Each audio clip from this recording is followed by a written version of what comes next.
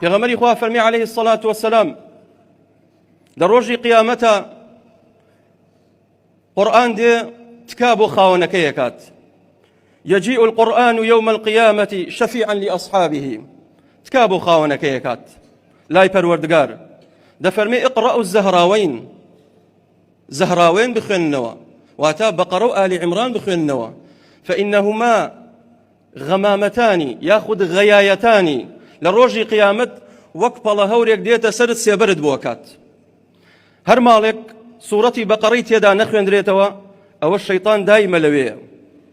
بۆیە زۆر جا ئاژاوە و کێشە و موشکیلەکانی ماڵ لەوێ دروستە بێ براکانم، چونکە زۆرێک لە ماڵەکان قورئانی تێدا ناخوێندرێتەوە. بەڵێ قورئان خوێندن لە مزگەوت خێرە، بەڵام ماڵەکەشت مەکە بە گۆڕستان. لا تجعلوا بيوتكم قبورا واتە لە گۆڕستان نابێ قورئان بخوێندرێ، نابێ نوێژی تیا بکرێ.